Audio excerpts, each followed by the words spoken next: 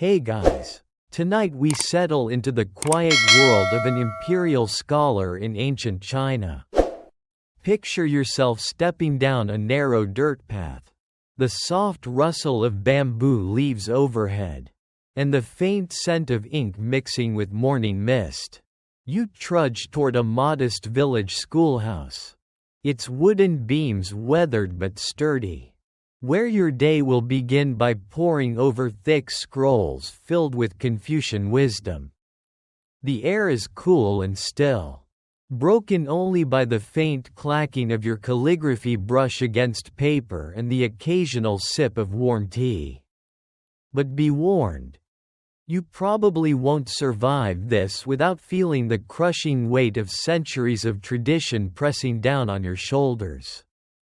So, before you get comfortable, take a moment to like the video and subscribe, but only if you genuinely enjoy what I do here.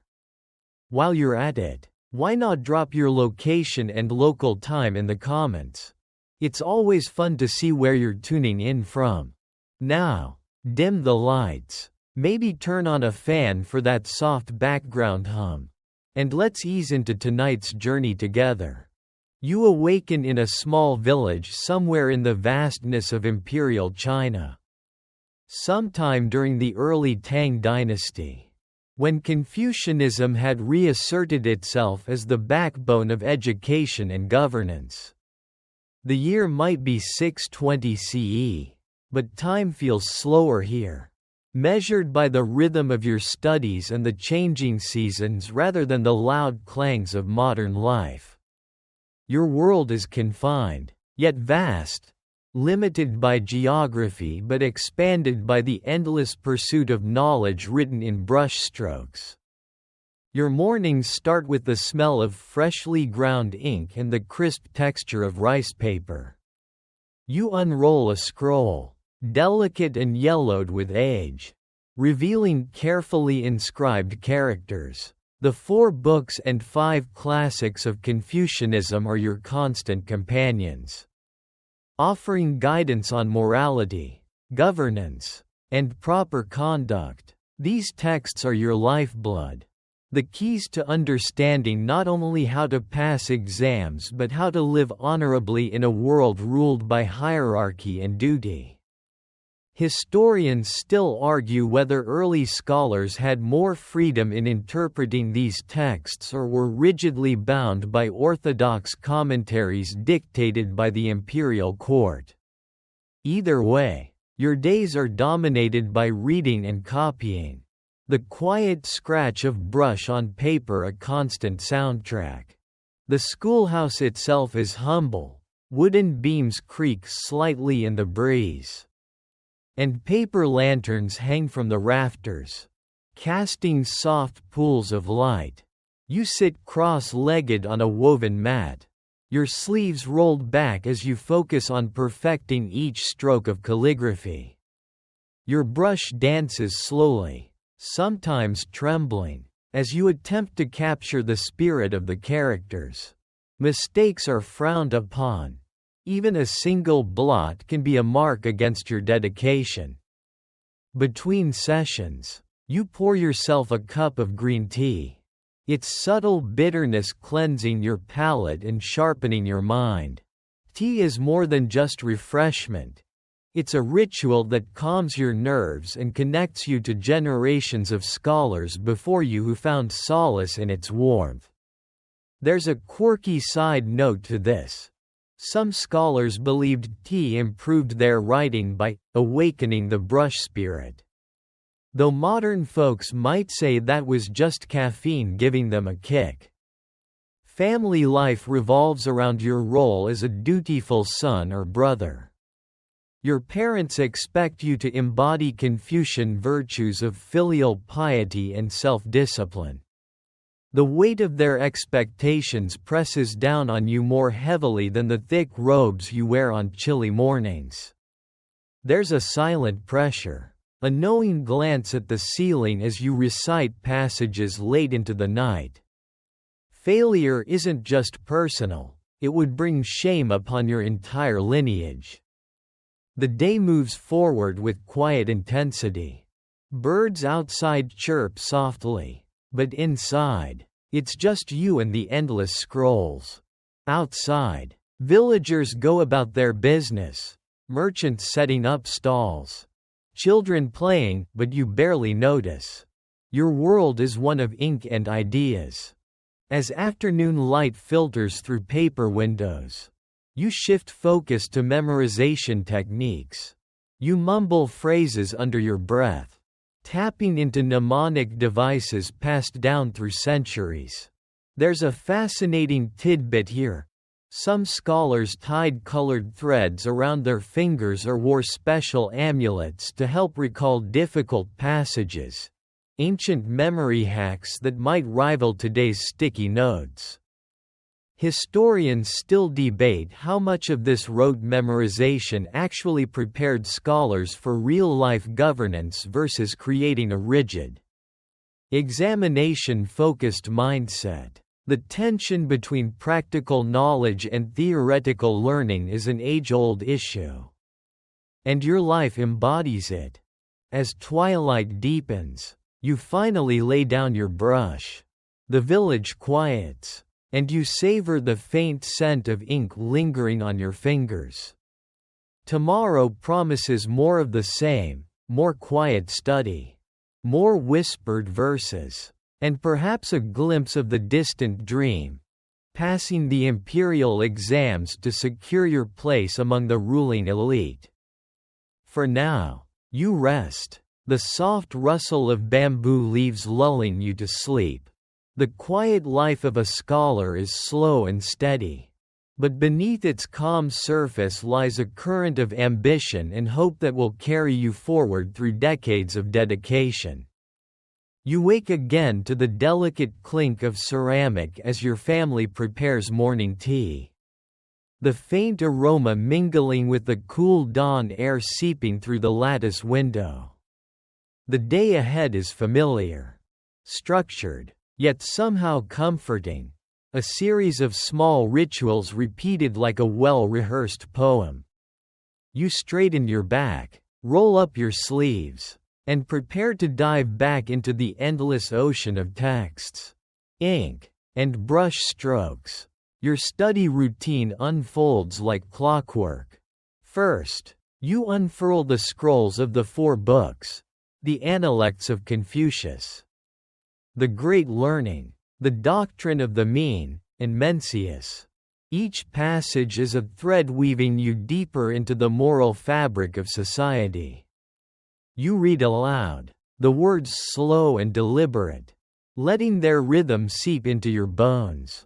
The sound of your voice echoes faintly off the wooden walls, punctuated only by the occasional rustle of paper and the scratching of your brush. Calligraphy practice follows. You dip your brush into the inky pool, feeling the cool, viscous liquid coat the soft hairs. Your hand moves methodically, tracing each character with painstaking care. There is an almost meditative quality to this, each stroke a dance of precision and artistry. The sensory details are vivid, the coarse texture of the rice paper beneath your fingers, the faint stain of ink on your fingertips, the gentle scent of the brush hairs freshly moistened. Sometimes, if you're lucky, a stray breeze carries the faint fragrance of blooming plum blossoms inside, mixing with the earthy smell of ink and wood. Between these focused study sessions, you pause to steep another cup of tea. The bitter warmth spreads through your hands and seeps slowly into your body, bringing a fleeting moment of comfort amid the mental exertion. Tea is your silent companion, its delicate taste a contrast to the rigid, sometimes dry, teachings you absorb. You try to keep your mind sharp, knowing that the civil service exams demand more than rote memorization. The ability to craft elegant prose, interpret ancient wisdom, and apply moral reasoning is paramount. Some days, You scribble poetry to lighten the heavy weight of prose, weaving your own emotions into the classical style, a skill admired by examiners and peers alike. Historians still argue whether poetic flair or rigid memorization better predicted success. But here you find both necessary and balance. Your friends, other young scholars from neighboring villages, often gather at a local teahouse during mid-morning breaks. The wooden tables are worn smooth by generations of hands, the air thick with chatter and the faint scent of roasted barley. Here, you exchange ideas, debate the meaning of Confucian virtue, and sometimes indulge in harmless gossip about rival scholars' latest flubs or romantic entanglements. The social aspect, though brief, is vital. It reminds you that behind the stoic scrolls and inkstones, you're part of a lively community, ambitious, competitive, yet strangely supportive. Your clothing reflects your status and dedication. The fabric is coarse but serviceable, a simple robe dyed in muted tones of indigo and gray. The long sleeves hang just so, designed to keep dust from settling on your scrolls during outdoor reading.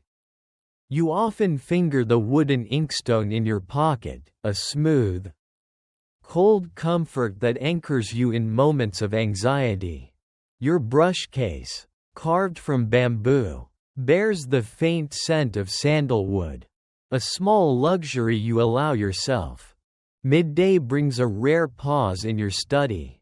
You nibble on steamed buns filled with sweet red bean paste or chew on candied lotus seeds. Simple sustenance that fuels your continued efforts. Sometimes, a neighbor offers freshly pickled vegetables or herbal tea brewed from mountain herbs reputed to enhance memory, though you wonder if the benefits aren't more placebo than real. Quirky remedies like these circulate widely among scholar circles. Part superstition, part tradition.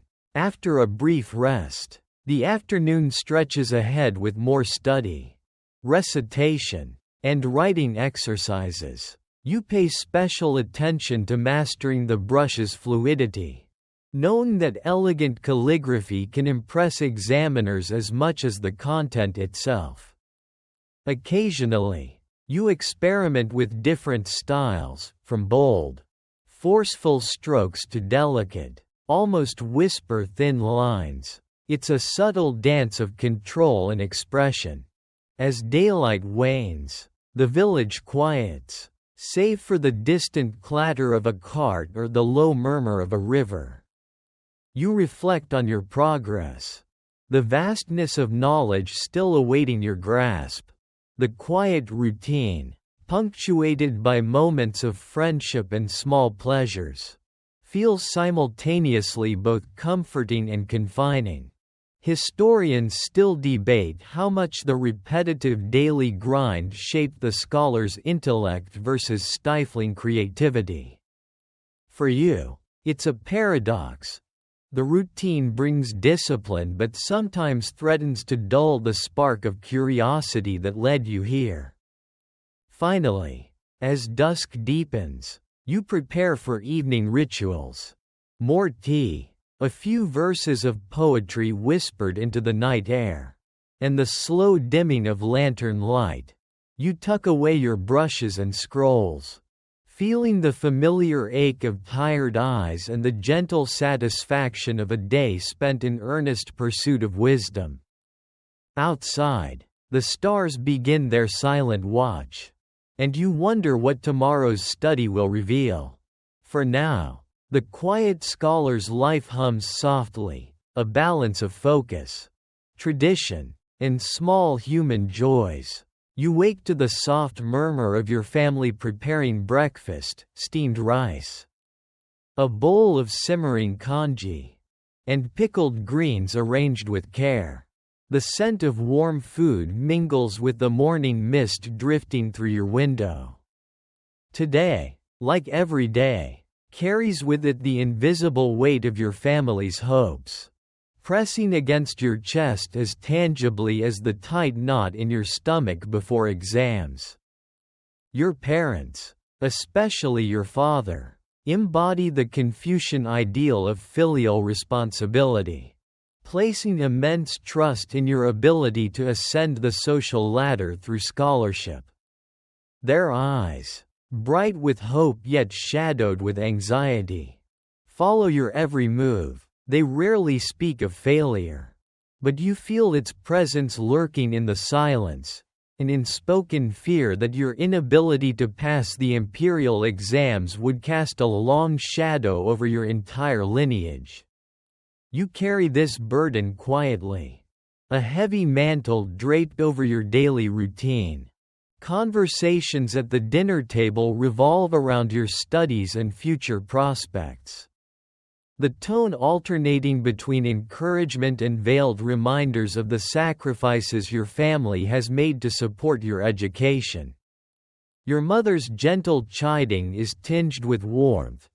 Don't stay up too late with your books, or your health will suffer. Meanwhile, your older siblings, some already married and managing households, offer practical advice, mostly warnings about the perils of bureaucracy and court politics. The family dynamic is a careful balance of expectation and support. Your success is not just personal achievement, it is a shared endeavor that defines your entire clan's honor.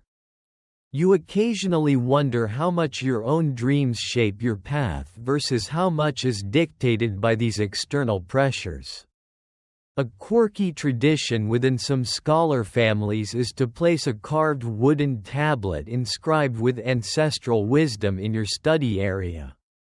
A constant reminder that your efforts serve not only yourself but generations past and yet to come. Scholars today still debate the psychological impact of this pressure cooker environment. Some argue it forged disciplined minds essential for governance, while others suggest it crushed individuality and bred anxiety. For you, the tension is a daily companion, sitting beside you as faithfully as your inkstone. Outside your small home, village life buzzes gently. Neighbors nod respectfully when you pass, aware of your scholarly ambitions. Occasionally, a relative offers a knowing smile or a quiet word of encouragement. Yet, there's an undercurrent of rivalry too. Families with sons in similar pursuits, silently measuring progress and whispering comparisons. At times, the pressure extends beyond your family. Local officials and elder villagers expect you to embody moral leadership, a living example of Confucian virtues. This expectation can be stifling. One unusual custom in some regions involves scholars' oath ceremonies, where young aspirants vow publicly to uphold ethics and loyalty, reinforcing both community trust and personal responsibility. You find small moments to breathe, early morning walks by the river, feeling the cool water ripple over stones beneath your feet, or watching farmers tend rice paddies, their steady labor reminding you that success comes as much from persistence as talent. These observations soothe your restless mind and remind you that life's value isn't solely measured by exam scores. The night brings restless dreams, scrolls unfurling endlessly, judges' faces looming, and your family's expectations echoing in silent hallways. You wake with a start but steady yourself, reminding your heart that this path, though difficult, is also an opportunity for honor and fulfillment. The scholar's life is a delicate dance between ambition and duty, hope and pressure. Your family's gaze anchors you even as you reach for the stars inscribed in ancient texts. Your days tighten with purpose as exam season approaches. The air seems heavier, charged with the nervous energy of countless scholars who share your fate. You wake earlier now, the sun barely peeking over the distant hills, and plunge headlong into your preparations for the imperial examinations, the rigorous tests that will determine your future in the vast bureaucracy of the empire. Your study space has transformed into a war room of sorts. Scrolls stacked high, ink pots refilled, and countless practice essays scattered around like fallen leaves. You memorize ancient passages with a newfound intensity, employing secret mnemonic devices whispered among scholarly circles. For example, some students tie knots in their sleeves or chant lines in rhythmic patterns designed to embed knowledge deep within the mind, ancient memory hacks passed down orally that rivaled today's mnemonic techniques. The imperial exams are no joke. The famously brutal exams could stretch over days or even weeks. Held in cramped, bare rooms with little ventilation. You might recall that exam halls were often constructed to prevent cheating. But some clever students found creative ways to sneak notes hidden in the seams of their robes or beneath their brushes. Historians still argue whether such tricks were widespread or exaggerated by folklore. But the pressure to perform was certainly immense. Your mornings start with writing long essays on Confucian philosophy, governance, and poetry, testing your ability to reason morally and write persuasively under time constraints. You've heard stories of candidates who collapsed mid-exam, overwhelmed by exhaustion or despair. The weight of these expectations presses on you like the heavy robes you wear. Layered for formality but stifling in the summer heat. Calligraphy remains crucial. Your brush strokes must not only convey meaning but reflect your character and refinement.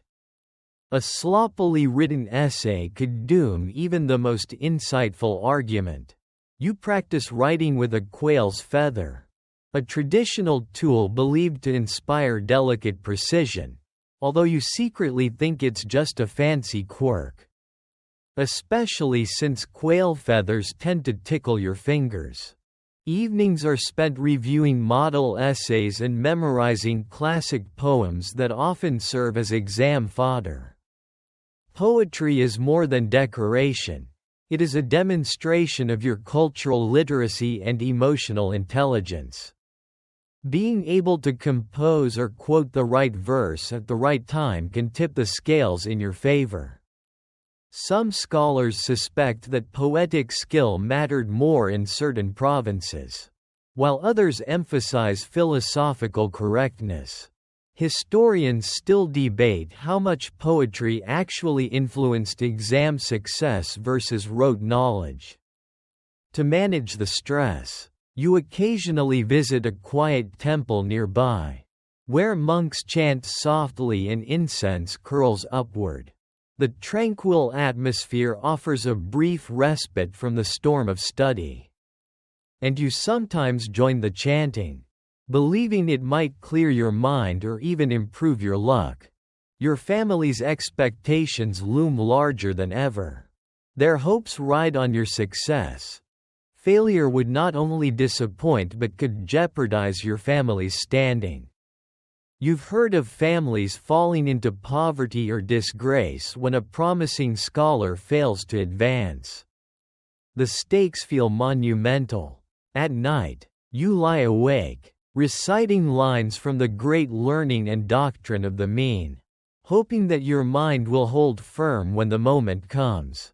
You wonder how many before you have felt this exact mixture of dread and hope. Despite the pressure, you occasionally share a knowing smile with your fellow candidates during rare breaks, silent solidarity among those caught in the same ancient ritual. The quiet competition is as much about perseverance as intellect. Your exam preparations are a world unto themselves, a blend of ritual, study, and whispered secrets, carried on in hushed classrooms and teahouses alike.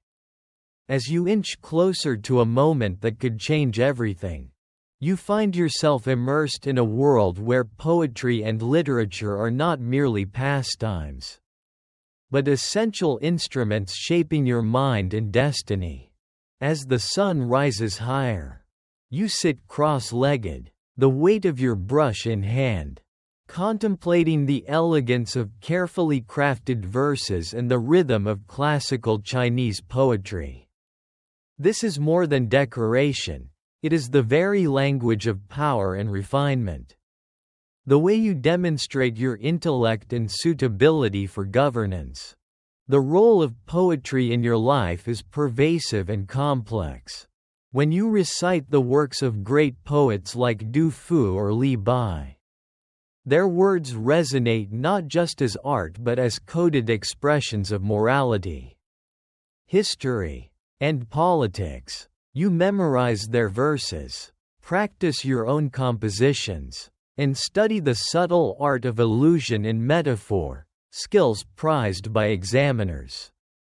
Your daily routine includes crafting poems that subtly reflect Confucian ideals or critique societal issues, often veiled enough to avoid offending powerful officials. There's a certain thrill in this literary dance. A quiet rebellion wrapped in elegance. Interestingly, you learn that many scholars also used poetry as a social currency, impressing peers and patrons alike. Some even engaged in poetry battles during teahouse gatherings, where quick wit and clever lines won admiration. These sessions are a rare source of levity and camaraderie amid the rigors of study. You find yourself both enjoying and fearing these moments. One misstep could mean losing face. A quirky tidbit passed down among scholars is the tradition of poetry inscriptions on personal belongings, brush holders, fans, or even clothing. These inscriptions often contained favorite lines or personal mottos, turning everyday objects into miniature literary galleries. You, too, have etched a favored verse onto your bamboo brush case, a subtle talisman and conversation starter. The integration of poetry into your exam essays is both an art and a science. A well-placed couplet can elevate your prose, demonstrating not just knowledge but eloquence and cultural sophistication. Historians still argue whether poetic ability or philosophical understanding was weighted more heavily in imperial exams. But both remain critical. Outside the exam context, poetry provides you with emotional release and connection. The quiet moments spent composing verses offer a break from the monotony and pressure of study. Sometimes, you imagine yourself wandering mountain paths like the poet Wang Wei, seeking inspiration from nature and solitude, a luxury few scholars can afford. Your peers vary in their affinity for poetry. Some embrace it passionately, their notebooks filled with elaborate stanzas, while others focus more strictly on Confucian texts. The balance between poetic creativity and rigid orthodoxy sparks endless debate in your circles. And you often overhear elder scholars lamenting the decay of true literary skill. In social settings, quoting poetry signals belonging to the learned elite. When a respected official casually references a Tang dynasty poem, you feel a surge of admiration and the subtle urge to match his erudition. It's a game of cultural chess, where words become moves and status is at stake. Despite the challenges, You cherish the moments when poetry feels like a secret bridge connecting you to centuries of thinkers and dreamers. It softens the harshness of your routine, infusing it with beauty and meaning. And in the quiet hours before sleep, you sometimes whisper a favorite line, letting its rhythm ease your weary mind. Your literary life is thus a delicate interplay of duty, artistry, and subtle defiance, a testament to the enduring power of words in shaping both self and society. You step out into the mild afternoon sun, feeling the warm stones of the teahouse courtyard beneath your feet. The air buzzes softly with the murmur of voices, your fellow scholars gathered here for a well-earned respite from the relentless march of study. The teahouse is a cozy haven, its wooden beams scented faintly with jasmine and aged lacquer, where you trade not just cups of steaming tea but ideas, theories, and the occasional cheeky bit of gossip. Social life among scholars is a curious thing, equal parts camaraderie and competition. As you settle onto a carved wooden bench, you hear familiar voices debating the finer points of Confucian doctrine or sharing rumors about the latest exam scandal. Scholars here are known to be passionate, even theatrical, their debates echoing into the evening, sharp-tongued yet laced with mutual respect. Sometimes, a playful jab about a rival's questionable calligraphy or a humorous recounting of a failed poetry attempt lightens the mood. You're struck by how much your social circle revolves around these intellectual exchanges. They're not just idle chatter but vital exercises in sharpening your reasoning and rhetorical skills, qualities essential for passing exams and thriving in official posts.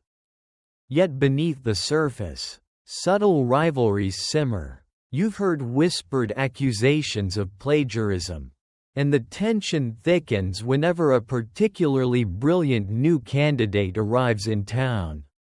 Scholars guard their reputations fiercely, knowing that a single misstep can spell social exile. Among the more colorful characters is Old Master Li, a retired official with a penchant for exaggerated storytelling and obscure references. His tales of court intrigues and bureaucratic missteps fascinate and warn you simultaneously. In the imperial courts, he'd say with a wink, poetry can win favor, but a sharp tongue can lose a head. His stories add flavor to your routine and remind you of the stakes beyond the scrolls.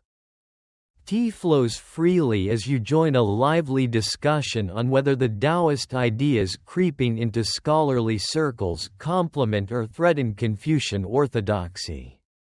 Opinions range from reverence for Taoist spontaneity to cautious disdain for its perceived laxness. The debate is endless and reveals the complexity of your intellectual world, one that isn't simply black and white but rich with nuance and tension. Historians still argue how deeply Taoism and Buddhism influenced official thought during your era. Amid the serious talk, the teahouse is also a place for lighter pleasures. You play a quick game of shangqi, Chinese chess, with a friend. The click of carved pieces punctuating the air. There's laughter when a move is called, as foolish as a scholar who forgets his brush. Music occasionally drifts in, flute or guqin, adding a delicate soundtrack to your gathering. Gossip, of course, has its place. You hear about a rival's recent embarrassment, a scholar caught cheating during a local exam, or a budding romance between two poetic hopefuls. These stories weave through conversations like spicy threads, humanizing your otherwise austere world. The sensory experience of the teahouse lingers, the bitter sweetness of green tea on your tongue, the creak of wooden floors beneath shifting feet, the warm glow of oil lamps as dusk approaches. It's a rare sanctuary from your solitary studies. A space where intellect and humanity mingle. You realize that these social moments, while seemingly trivial, are vital. They teach you diplomacy, patience, and the art of conversation, skills that no amount of memorization can provide but which are indispensable in courtly life. As evening shadows lengthen, you bid farewell to friends, carrying with you the warmth of connection and the sharp edge of renewed ambition. The scholar's life is not only written on scrolls but lived in these shared moments, complex, competitive, and undeniably human. You run your fingers over the folds of your robe, feeling the texture of the fabric, a somewhat coarse weave dyed in a somber shade of indigo. Worn from many days of study and travel, your clothing speaks quietly of your place in society, modest, practical, but mindful of tradition and propriety. The long sleeves are designed to cover your arms gracefully while shielding your precious scrolls from dust. The layered robes wrap you in a gentle embrace, their weight grounding you in moments of anxiety. Beside you lies your collection of essential tools, your brushes, ink stones, and carefully stacked rice paper sheets. Each item is chosen with care, not just for function but as an extension of your scholarly identity. Your ink stone, smooth and dark, is polished to a subtle sheen, and it smells faintly of damp earth and charcoal, a scent that comforts you amid the sterile study halls. The brushes vary in size and softness. Their fine hairs gathered from weasels or goats, tied meticulously with silk threads. You treasure your bamboo brush holder, its delicate carvings telling stories of mountains and rivers. A miniature landscape frozen in wood. This small piece of artistry reminds you that scholarship is as much about aesthetics as intellect. Occasionally, you pause to admire the careful construction of your writing desk, polished wood worn smooth by years of use. Its surface scattered with ink splatters and the occasional stray rice grain. The ritual of preparing your writing implements is a sensory experience. You grind the ink stick against the stone, feeling the resistance and watching the dark paste accumulate. The sound is a low, rhythmic scraping that soothes your nerves and prepares your mind for the work ahead. Dipping your brush into the viscous ink, you feel the cool wetness soak the hairs, readying them for delicate strokes. There is a quirky tradition among some scholars to personalize their ink stones with small inscriptions or carved seals, often reflecting personal mottos or poetic lines. You bear a tiny engraving on your stone. Endure like the mountain, flow like the river. It's a reminder to balance steadfastness with adaptability. A motto you repeat silently when frustration threatens to overwhelm you. Your rice paper, thin and fragile, crackles softly beneath your fingers. Its delicate texture demands careful handling, for a single misstep can cause blotting or tearing, mistakes that can mar an otherwise flawless essay. The scent of paper, slightly sweet and musty, fills the room when you open a fresh sheet, a quiet promise of potential. Your shoes, simple cloth slippers, rest nearby, comfortable but plain. They serve as a humble contrast to the richness of your internal world. A reminder that true worth lies not in outward display but in the cultivation of the mind. Historians still argue about how much material culture shaped a scholar's identity versus the intellectual achievements alone. Was it the brush and ink or the ideas they expressed that truly defined them? For you, the tactile connection to your tools grounds your thoughts and ambitions. You occasionally pause your writing to adjust your robes, smoothing the sleeves or tightening the sash. Small acts of order in a world that can feel overwhelming. The physicality of your scholarly life, the textures, sounds, and smells, anchors you amidst the abstract complexities of philosophy and governance. As the sun dips lower, casting long shadows across your desk, you finish a passage and lay down your brush with a sense of quiet accomplishment. These tools are not just instruments but companions on your journey, a tactile bridge between thought and expression. The scholar's life, you realize, is woven as much from physical rituals as intellectual pursuits. Each brushstroke a meditation, each worn robe a badge of perseverance. You close your eyes for a moment, inhaling the faint scent of incense drifting from the small altar in the corner of your study. The soft glow of a flickering candle casts gentle shadows on the walls, mingling with the lingering aroma of sandalwood. Around you, the ancient wisdom of Confucius feels alive, but so too does a quieter, more mysterious presence, the subtle currents of Taoism and Buddhism weaving through the fabric of your daily life. Though your primary allegiance is to Confucian teachings, the bedrock of your scholarly pursuits, you can't help but sense the influence of these other philosophies. Taoism, with its emphasis on natural harmony and effortless action, offers a contrast to the rigid structure of your studies. You sometimes find yourself drawn to its quiet teachings, contemplating the flowing rivers and changing seasons as metaphors for life's impermanence.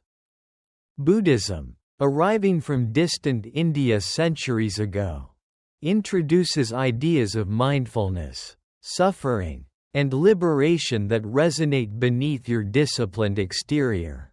The local temple nearby often hosts monks chanting in low, rhythmic tones, a sound that drifts softly into your study during quiet moments. You occasionally join their meditations, hoping the practice will sharpen your focus or soothe your restless thoughts. Some scholars claim these spiritual practices enhance memory and creativity, though skeptics dismiss them as distractions from the practical study needed to pass the exams. You've noticed that even within the strict world of imperial examination preparation, Taoist and Buddhist symbols subtly appear in art, poetry, and conversation. It's a delicate balance, as official orthodoxy sometimes views these philosophies with suspicion, fearing they might undermine social order. Yet their quiet presence persists, like a river running beneath the surface. A curious fringe belief among some scholars involves spirit petitions, small notes inscribed with prayers or requests to Taoist deities or bodhisattvas, tucked inside brush cases or hidden in books. These talismans are meant to bring good fortune, clarity, or protection during exams. You've seen fellow students furtively exchange such charms before entering the exam halls. A blend of superstition and hope. Historians still argue about the extent to which Taoism and Buddhism influenced official Confucian doctrine and the lived experience of scholars like you. Was their impact merely cultural ornamentation, or did they deeply shape personal belief and governance? The debate continues as new evidence emerges from ancient texts and archaeological finds. The philosophical crossroads you inhabit shape your internal dialogue. You admire Confucius's teachings on duty and hierarchy, But the gentle wisdom of the Tao encourages you to embrace flexibility and tranquility. Buddhism's call to mindfulness sometimes breaks through the fog of anxiety and ambition, reminding you of life's impermanence. You occasionally carve subtle symbols, like the yin-yang or the lotus flower, into the corner of your brush holder. Silent nods to these quiet currents that flow beneath your rigorous scholarship. They are small acts of personal expression, hidden from prying eyes but significant to you. As the candle flickers low, you reflect on the harmony and tension between these worldviews. Your scholarly path is not just about memorizing texts but navigating the rich tapestry of ideas that have shaped your culture for centuries. Tonight, as you prepare your brush and ink, you carry these philosophies with you, not as contradictions, but as companions on your journey toward wisdom and balance. The day of the Imperial exam arrives with a heavy, almost electric stillness in the air. You find yourself walking toward the examination hall, a sprawling complex enclosed by high walls. Its courtyards filled with tens, sometimes hundreds, of scholars from across the empire. The scent of incense mingles with the mustiness of old wood and damp stone. A strange perfume of tradition and tension. Inside the crowded exam hall, rows of tiny cubicles await, each barely large enough to contain a scholar and their sparse belongings. You settle into your assigned booth, a wooden cage of sorts with latticed windows offering faint glimpses of the world beyond. The space is tight and silent except for the occasional shuffle of robes or the scratch of brush on paper, a sound both comforting and nerve-wracking. You remember that these exam halls were deliberately designed to prevent cheating, no notes allowed. No interaction between candidates, but resourceful scholars sometimes smuggled tiny scrolls hidden in their sleeves or even secret ink that revealed writing only under certain light. Whether these clever tricks were widespread remains a topic historians debate, but the pressure to succeed certainly encouraged creativity. Your writing instrument today is a quail-feather brush, prized for its delicate tip, believed to encourage refined, graceful strokes. Handling it feels like holding a fragile bird, and you fight the urge to let it tickle your fingers instead of guiding your ink across the paper. The sensation is peculiar but familiar, a mix of anxiety and ritual. The exams test not just knowledge but endurance.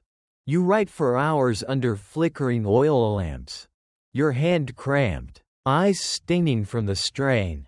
The content spans Confucian classics, moral philosophy, poetry, and governance.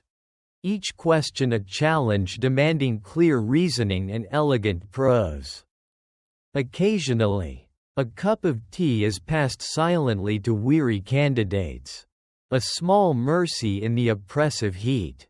The atmosphere is tense, punctuated by whispered prayers or furtive glances at the clock.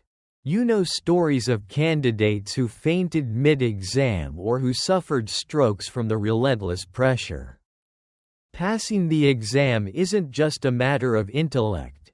It requires mental fortitude and physical stamina. Outside the hall, the city hums obliviously, but inside, time stretches endlessly. Your only companions are the rustling papers, the scratch of brush hairs, and your own racing thoughts. Every stroke feels like a step closer to honor or oblivion. Historians still argue about how effective the exams were in selecting capable officials versus promoting conformity and rote memorization. For you, the experience is a crucible, testing every ounce of your preparation and resolve. When the final question is answered, and your brush is laid down, a wave of exhaustion washes over you. The exam hall slowly empties, and you step out into the evening air, tasting freedom tinged with uncertainty. The ritual of the imperial exams is more than a test. It's a rite of passage that defines your place in society and echoes through generations. The memory of the quail's feather, the cramped booth, and the endless scrolls will stay with you long after the results are announced. Passing the imperial exams feels like stepping through a narrow gate into an entirely new world, one filled with unexpected duties, modest perks, and the dizzying promise of influence. You trade the cramped study cubicle for a modest office in the bustling city. Your new role as a junior bureaucrat tethering you to the machinery of imperial governance. The transition is both exhilarating and humbling. Your days now revolve around managing paperwork, drafting reports, and assisting higher-ranking officials.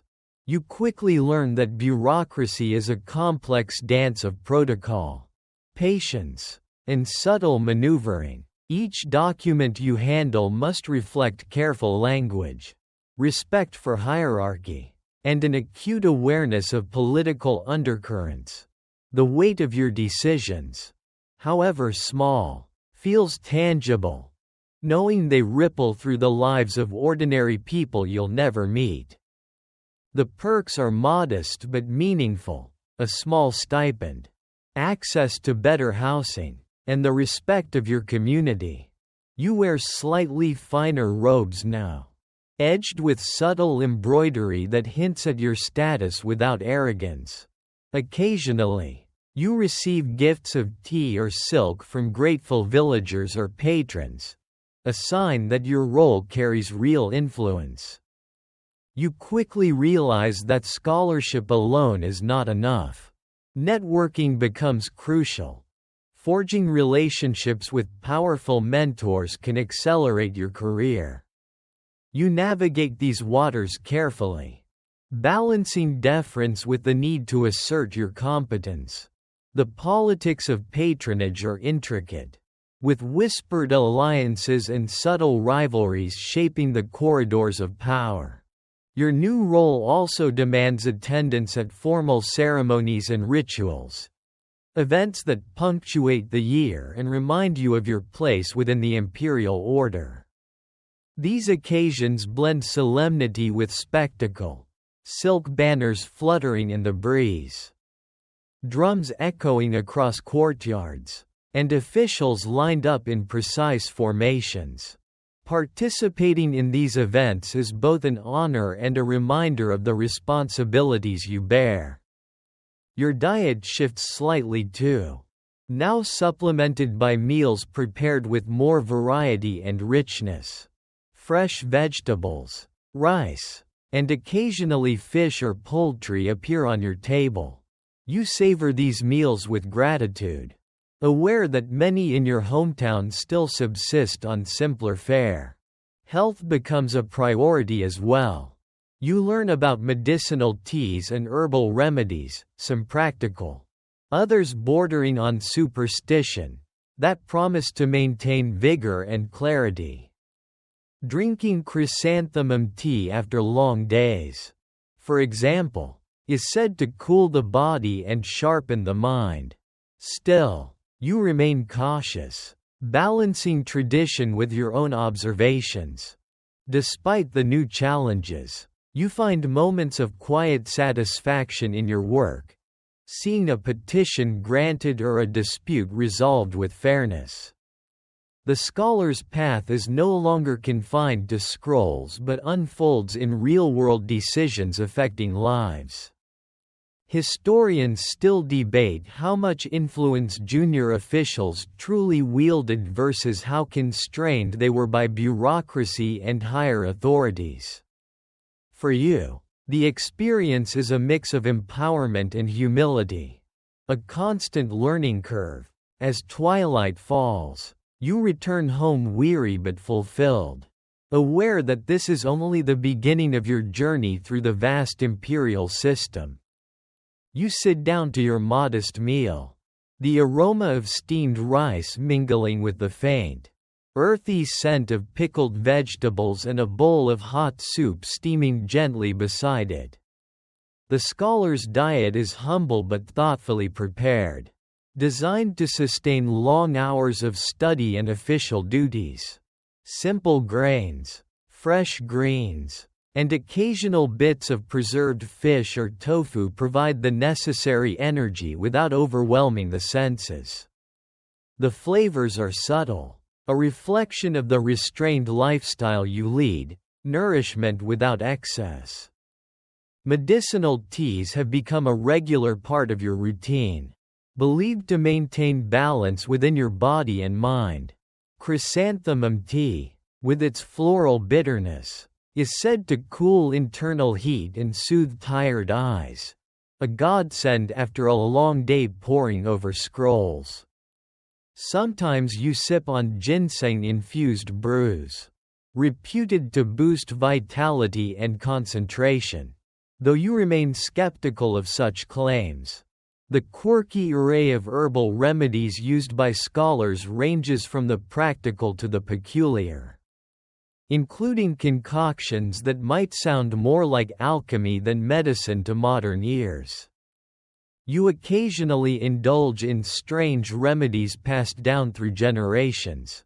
For instance, a recipe involving crushed pearl powder promises to improve skin and sharpen the mind, while powdered deer antler is said to restore youthful energy. While you enjoy these oddities more for their cultural significance than proven effectiveness, they provide comfort and a sense of connection to your ancestors. Maintaining health is a constant challenge. Long hours of study strain your eyes and stiffen your limbs. To counter this, you practice gentle stretching exercises learned from Taoist traditions, moving slowly to ease tension and promote circulation. Some days, when the village is quiet, you take walks along shaded paths, letting cool breezes and the rustle of bamboo soothe your fatigued spirit. Scholars sometimes resort to eccentric habits to stay alert, biting on jujube fruits, nibbling on preserved plums, or chewing aromatic herbs believed to sharpen the senses. You've even heard of some candidates discreetly using narcotic substances to stave off exhaustion during exam marathons. Though such practices are risky and frowned upon, historians debate how much these traditional diets and remedies actually improved scholars' longevity and mental acuity versus serving symbolic roles in a culture deeply attuned to balance and harmony. For you, they are a blend of necessity, tradition, and ritual. Your modest home kitchen often fills with the warm steam of congee simmering slowly, a comfort food that soothes and sustains. Family members take turns preparing meals, weaving care into every dish. These moments of shared nourishment provide a brief respite from the rigors of study and duty. You keep a small collection of dried herbs and roots, carefully labeled and stored in ceramic jars, ready to be brewed or mixed as needed.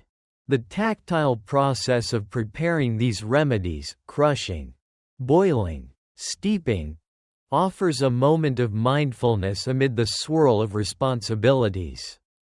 Evenings conclude with a quiet cup of tea, a ritual that calms your mind and signals the end of the day. The warmth seeps into your hands and soul, a gentle reminder that health and scholarship are intertwined in your delicate existence. As you prepare to rest, you feel the steady pulse of life sustained by these simple, ancient practices, humble yet profound in their impact on your scholar's journey.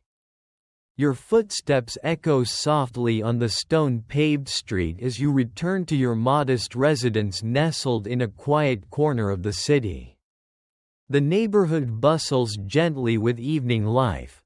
Vendors packing up their stalls. Children chasing fireflies. And the aroma of roasted chestnuts wafting through the air. Yet, within the walls of your home, a calm order prevails. A sanctuary carved from the chaotic rhythm of urban life.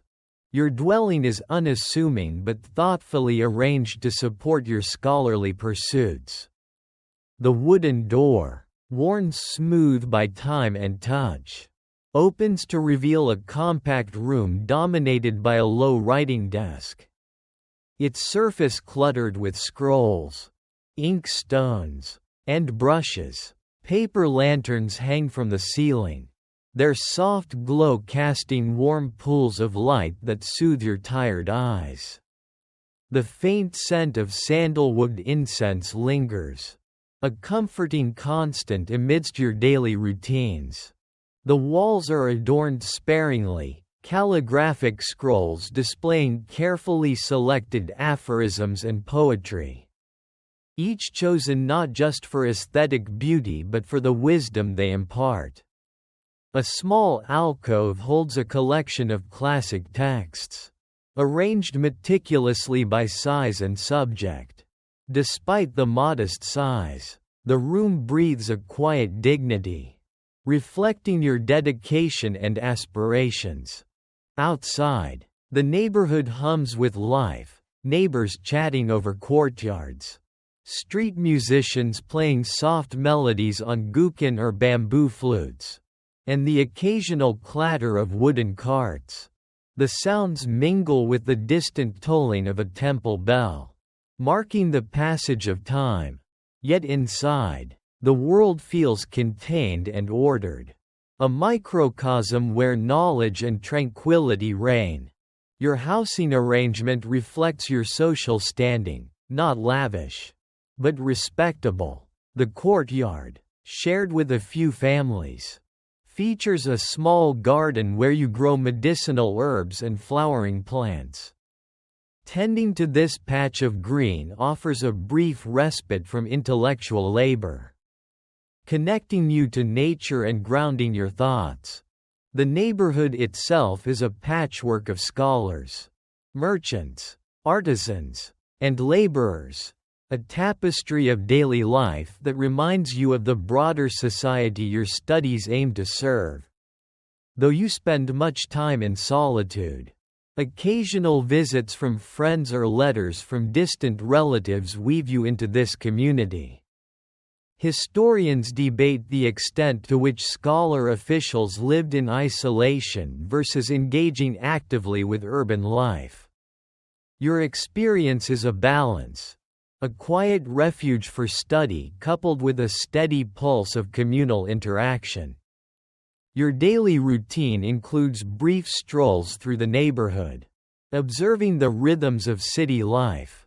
Marketplaces brim with the clamor of trade. Street food stalls emit enticing aromas. And temple fairs occasionally animate the streets with color and celebration. These moments punctuate your scholarly days, offering sensory richness and connection. At night, you sit by your window, gazing at the stars twinkling above tiled rooftops. The quiet hum of the city lulls you, a gentle reminder that you are part of a vast, intricate world beyond your scrolls and ink. Your home, humble yet filled with purpose, anchors you amidst the flux of history and change, a place where the scholar's life unfolds in measured, deliberate steps. You step carefully into the intricate dance of patronage, an unspoken but vital part of your life as a scholar and bureaucrat. Your academic achievements have opened doors, but it's the cultivation of relationships with powerful mentors that will truly shape your career's trajectory. The world of patronage is a delicate game of favors, respect, and mutual benefit. A social network woven through shared values and strategic alliances. You recall the first time you attended a formal banquet hosted by a senior official. A man both respected and feared in the local administration. The hall was adorned with silk banners and lacquered tables set with delicate porcelain cups. The atmosphere was thick with incense and polite conversation, punctuated by the clinking of teacups and the occasional soft laughter. Your heart raced with a mixture of awe and apprehension as you navigated the nuanced etiquette, carefully choosing words that balanced humility with confidence. Mentors offer more than just career advancement, they provide guidance, protection, and access to information that might otherwise remain hidden. In return, you offer loyalty, diligence, and the promise of continued service. This relationship can open pathways to prestigious posts, invitations to influential circles, or valuable recommendations during future exams and promotions. You learn quickly that networking is as much about subtlety as overt praise. Flattery must be genuine and measured. Overdoing it risks appearing insincere or desperate. You observe senior scholars deftly balancing compliments with constructive criticism, their words layered with meaning. Often, the real messages lie beneath the surface of polite exchange. The art of gift-giving plays a significant role. Small tokens, rare teas, finely crafted brush holders, or locally produced silk, serve as gestures of respect and goodwill. You choose your gifts carefully, mindful of their symbolism and the recipient's tastes. Offering the wrong item or an overly extravagant present could backfire, sowing suspicion or envy. Social gatherings, poetry readings, and tea ceremonies become important venues for networking. Here, conversation flows more freely, and alliances are forged over shared appreciation for literature and philosophy. You find yourself reciting verses or engaging in debates not just for personal satisfaction but as strategic moves in the social chess game. Occasionally, you witness the darker side of patronage, intrigue, favoritism, and the sidelining of merit in favor of connections. These realities temper your idealism, reminding you that the imperial system is as political as it is scholarly. Historians still debate the degree to which patronage influenced official appointments versus the meritocratic ideals of the examination system. Your experiences suggest a complex blend where talent matters, but relationships often tip the balance. Navigating this world requires patience, tact, and an acute awareness of shifting alliances. You keep your ambitions in check, aware that haste or missteps could jeopardize your standing. Despite the challenges, you find moments of genuine mentorship and friendship, relationships that enrich your life and provide invaluable support on your journey.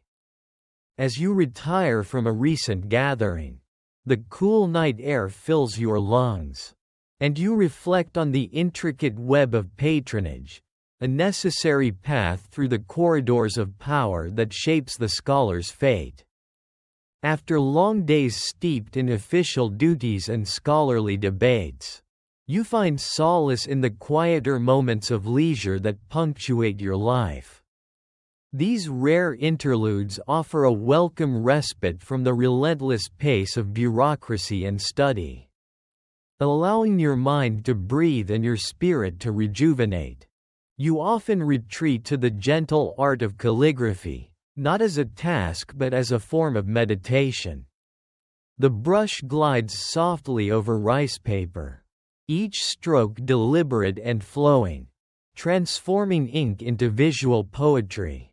The rhythmic movement calms your thoughts, connecting you to centuries of masters who wielded brush and ink with both discipline and grace. This tactile act grounds you, a bridge between the abstract ideals you study and the physical world. Chess, or shangqi, is another favorite pastime. You gather with a few trusted colleagues in shaded courtyards or quiet teahouses. The carved wooden pieces clicking softly as strategies unfold across the board. The game sharpens your tactical thinking and patience, mirroring the complexities of court politics and governance. Friendly rivalries ignite sparks of laughter and camaraderie, a counterbalance to the often solitary nature of scholarly work. Occasionally, you indulge in music, plucking the strings of a guqin or listening to the lilting notes of a bamboo flute drifting through the air. These melodies weave through your leisure hours, soothing frayed nerves and inspiring new poetic compositions. The arts are not mere distractions but integral threads in the fabric of your cultivated life, nourishing both mind and soul. Leisure also brings subtle social rituals, sharing tea with friends, attending poetry recitals, or quietly observing seasonal festivals.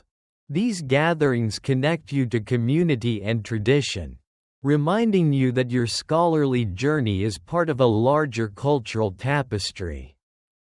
Interestingly, some scholars engage in painting, capturing landscapes or scenes from daily life in delicate brushwork. While you admire these creations, your own attempts remain modest, a testament to the humility encouraged in your teachings. Historians debate how much leisure activities influenced the intellectual development of scholars versus serving as status symbols. For you, they are both sanctuary and stage, places to express identity and forge bonds. In these moments of respite, you feel a renewed sense of purpose, the quiet joys of leisure sustaining the long march of duty and ambition. As twilight fades into night, you set aside your brush and relax into the peaceful cadence of a well-lived day, ready to face tomorrow's challenges with renewed vigor. You often find yourself reflecting on the role of women in your scholarly world, figures who, though largely absent from official histories and public life, play vital roles behind the scenes and, sometimes, in secret circles of creativity. Your mother, sisters, and wife, if you're married, embody resilience and quiet strength. Managing households, nurturing children, and providing the emotional foundation that sustains your pursuits. Within the family, women are guardians of tradition and education, teaching children the basics of literacy, morality, and social conduct. Their influence, though often invisible, shapes the next generation's values and aspirations. You recall how your mother's gentle encouragement softened the long hours of study, or how your wife's subtle counsel guided your decisions during moments of doubt. Beyond the household, some women contribute to the literary and artistic culture in less recognized ways. Secret poetesses compose verses in private, sometimes exchanging their work through discreet social networks. These writings offer rare glimpses into female perspectives on love, duty, and society, challenging the male-dominated literary canon. Historians still debate the extent and impact of female scholarship during your era. But it's clear that their voices, though muted, resonate beneath the surface.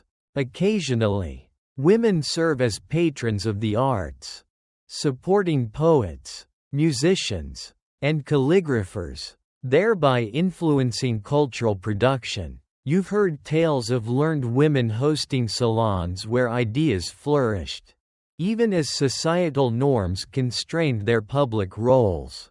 The contrast between public invisibility and private influence fascinates you. Women navigate a complex social landscape, respected within their families but often restricted from formal education and official positions. Their wisdom and creativity thrive in subtle, indirect ways, enriching the cultural fabric of your world. Your own relationships with women shape your understanding of duty and balance. Their steadfast presence offers grounding amidst the uncertainties of scholarly ambition and political maneuvering. As evening settles, you consider the legacy you hope to leave, not only through official achievements but through the stories and values passed quietly within your family. The scholar's life is not solely measured by public accolades but by the intangible threads woven through generations. You cherish these reflections, finding peace in the knowledge that your journey is part of a broader human story, one that includes the silent contributions of many. The quiet path you've walked, shaped by study, duty, and contemplation, leads you gently toward a legacy beyond the scrolls and halls of power. You rise early to join the soft hum of local festivals, events that punctuate the scholar's otherwise steady routine with bursts of color, sound, and communal spirit. The lantern-lit streets twinkle like stars brought to earth, while the air vibrates with the low murmur of poetry recitals and the clink of teacups shared under flowering trees. These occasions offer a rare chance to step beyond scrolls and ink, to mingle with neighbors and partake in ancient traditions that bind the community. Festival days begin with careful preparation. Robes freshly laundered, hair neatly pinned, and scrolls tucked safely away. You carry a small fan inscribed with a favorite couplet, a talisman for good fortune and social grace. As you walk through the village, you pass stalls brimming with handcrafted lanterns, fragrant jasmine, and delicacies like candied hawthorn berries and steamed dumplings. The sights, sounds, and smells envelop you, awakening senses dulled by long hours of study. Poetry recitals form the heart of these gatherings. Scholars and villagers alike share verses celebrating the seasons, virtue, and the fleeting beauty of life. The soft cadence of voices rises and falls, weaving stories that connect past and present. You may be invited to contribute a poem, an honor that both delights and pressures you to perform with elegance and insight. Tea ceremonies unfold with quiet precision. Each gesture, the careful pouring of water, the warming of cups, the delicate sip, is imbued with meaning. The ritual fosters mindfulness and shared appreciation, a momentary escape from worldly concerns. The bitter warmth of the tea grounds you, connecting you to centuries of tradition. Local musicians provide gentle accompaniment, bamboo flutes, zithers, and drums blending to create an atmosphere of serene celebration. Their melodies drift through the crowd, inviting smiles and soft swaying. These festivals are not merely entertainment, they reaffirm communal bonds and cultural identity. Participation reminds you of your place within a living tradition, balancing personal ambition with social harmony. Historians debate how much such local celebrations influenced official culture versus remaining grassroots expressions. For you, the experience is deeply personal, a vibrant thread woven into the fabric of your scholar's life. As dusk falls, lanterns are released into the night sky, their soft glow drifting upward like floating dreams. You watch in quiet wonder, feeling connected to something larger than yourself. These moments of shared joy and reflection punctuate the scholar's journey, offering light and warmth amid the steady march of duty and study. Tension sometimes bubbles beneath the calm surface of scholarly life. Rivalries flare as you navigate a world where ambition and honor often collide. You're no stranger to whispered accusations of plagiarism, subtle undermining, and the occasional cutting remark behind a fan. The scholar's path, while dignified in theory, can be fraught with petty conflicts and high-stakes maneuvering. You recall the incident last season when a promising candidate was caught copying entire passages during a local exam. The scandal rippled through your circle. Conversations hushed yet charged with judgment. Some expressed shock, others cynicism. Desperation breeds dishonor. They murmured. You watch carefully, aware that even a hint of impropriety could derail a career built on years of study. Envy is a constant companion. The brilliant newcomer, the favored protégé, or the charming poet who wins every teahouse gathering. Each sparks a mix of admiration and rivalry. Social gatherings, while convivial, often serve as arenas for subtle power plays. Compliments may mask veiled criticisms, and alliances shift like shadows at dusk. Sometimes, you encounter direct confrontations, a harsh critique of your calligraphy, a challenge to your interpretation of Confucian texts, or a pointed remark about your patronage choices. Handling such moments requires diplomacy and restraint.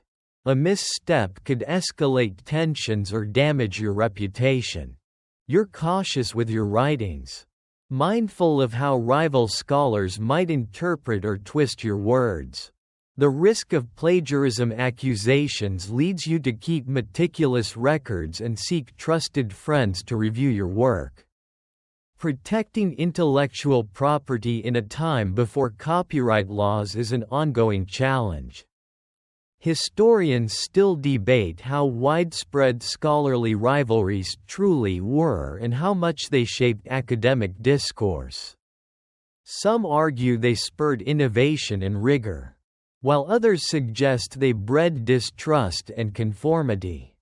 Beyond rivalry, you sometimes witness acts of kindness, mentors guiding younger scholars, peers sharing study materials, and quiet support during personal hardships. These moments remind you that beneath competition lies a community bound by shared purpose. You learn that navigating this complex social terrain demands more than intellect, it requires emotional intelligence, patience, and a firm sense of self.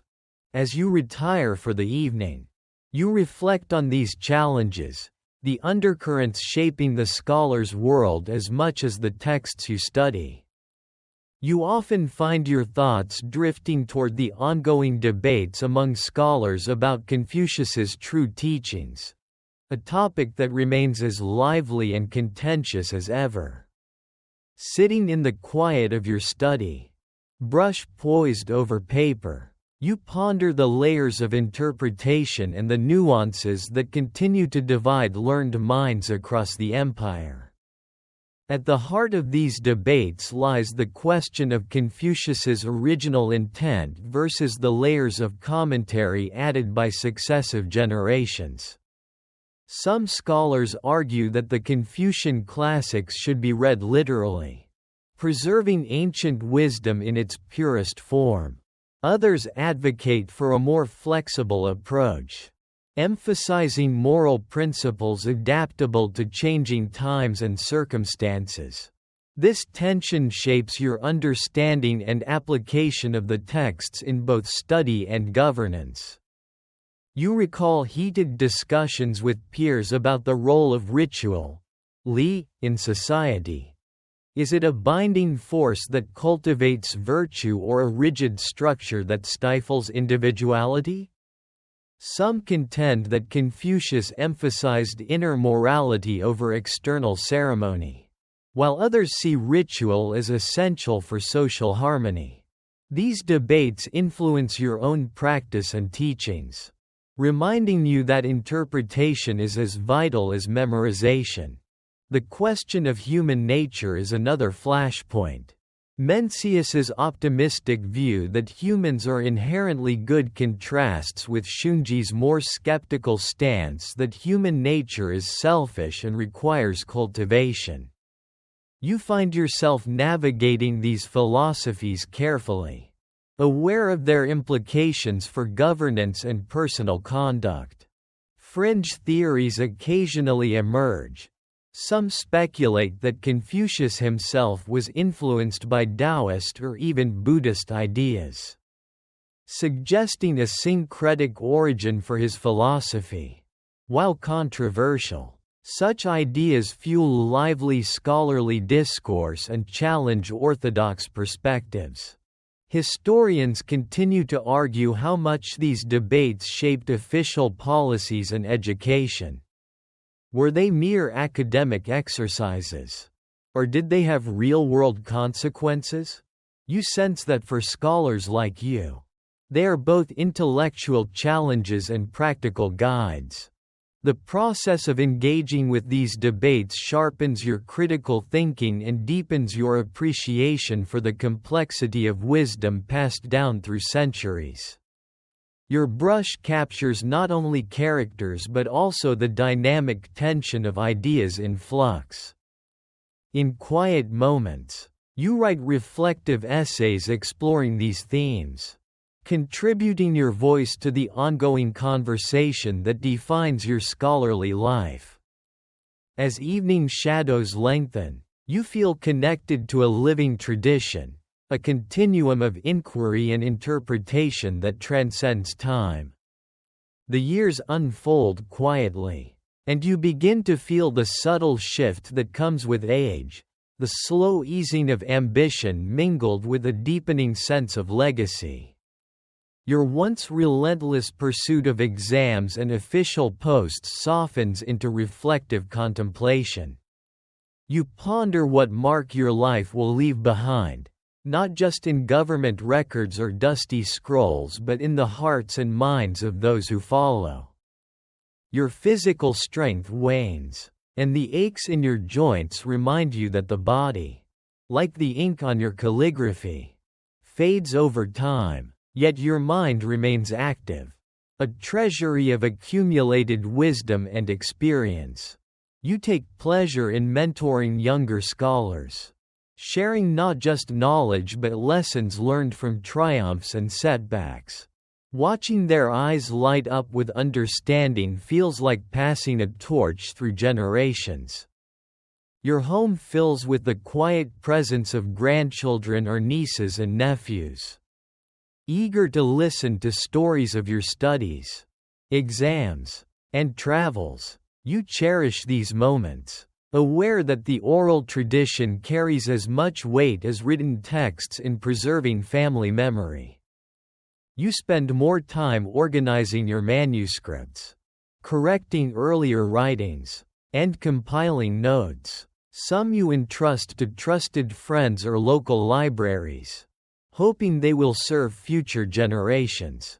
The scholar's legacy is not only in achievements but in these careful acts of preservation. You reflect on how much of your life has been shaped by duty and discipline, but also by quiet joys, the fragrance of ink, the melody of a flute, the warmth of tea shared with friends. These intangible treasures sustain you more deeply than official honors. Historians debate how typical such a reflective late life was among scholars, with some suggesting that many remained restless and others finding peace in teaching and writing. For you, this phase is a gentle unfolding, A chance to integrate a lifetime of learning into a coherent whole. Your thoughts sometimes wander to the future, how history will remember you, what stories will be told, and which lessons will endure. You hope that your quiet life, marked by perseverance and modesty, offers a meaningful example. As dusk settles and the lanterns flicker softly, you feel a calm satisfaction. The scholar's path, with its trials and triumphs, has led you here, to a moment of peaceful legacy. You feel the gentle pull of retirement approaching, a slow unwinding from the structured cadence of official duties and relentless study. The bustle of city life continues around you, but your days grow quieter, filled more with reflection than ambition. The ink on your brush flows more leisurely now, guided by years of experience rather than youthful urgency. Your mornings begin with soft stretches and tea, the simple pleasures savored more deeply. You revisit favorite texts, not to memorize or critique but to appreciate the wisdom contained within their familiar lines. The quiet rhythms of your household, family meals, visits from students, and the occasional recital of poetry, create a gentle tapestry of contentment. You take time to walk through gardens, appreciating the subtle shifts of seasons and the fleeting beauty of each blossom. These moments of nature's grace remind you of life's impermanence and the importance of balance, a principle echoed in the philosophies you've studied all your life. Your legacy feels less about public recognition and more about the intangible influences you leave behind: inspired students, cherished writings, and the values instilled within your family. The quiet path you have walked, marked by dedication and humility, seems enough. Historians still debate whether scholars of your era found true peace in retirement or longed for the vibrancy of office and debate. For you, the answer lies in the gentle unfolding of each day, the soft fading of ambition into wisdom. As twilight deepens, you prepare your brushes one last time. Setting them carefully aside, the scrolls are rolled and stored, the study quiet and ready for the next generation. You breathe deeply, feeling the calm satisfaction of a life well lived, a journey from eager student to respected elder. A quiet scholar woven into the vast tapestry of Imperial China. And as night falls softly outside your window, you close your eyes, letting the peaceful silence carry you toward restful dreams. The gentle evening breeze carries the faint scent of plum blossoms through your open window as you settle into the quiet comfort of your home. The years of study, debate, and service have slowly faded into a peaceful rhythm, one marked by soft light, gentle shadows, and the comforting whisper of turning pages. You reflect on the long journey that brought you here. From the eager youth who first unrolled the Confucian scrolls to the elder scholar whose thoughts now drift like autumn leaves on a calm stream. The voices of ancient masters and modern mentors mingle in your mind, their wisdom a steady presence guiding your thoughts. Outside, the distant hum of the city fades into stillness. Lanterns flicker softly along narrow lanes, their glow like fireflies caught in a timeless dance. Somewhere, a flute plays a slow, haunting melody, a song that seems to weave together memory, hope, and quiet joy. Your breathing slows, matching the steady pulse of the night. The ink-stained hands rest gently on your lap, the tools of a lifetime's labor now at peace. You feel the weight of years settle softly, not as burden, but as a gentle cloak of experience. The scholar's path has been one of discipline, contemplation, and humble service. It is a life lived in pursuit of harmony between self and society. Knowledge and virtue, ambition and contentment.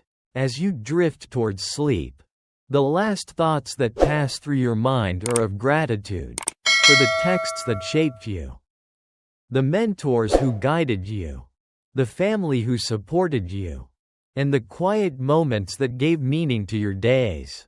Now, let the soft hum of the fan and the gentle night carry you into restful dreams, where the scrolls unfurl in endless possibility and the lanterns of wisdom burn bright. Good night, dear scholar. End of script. Sweet dreams.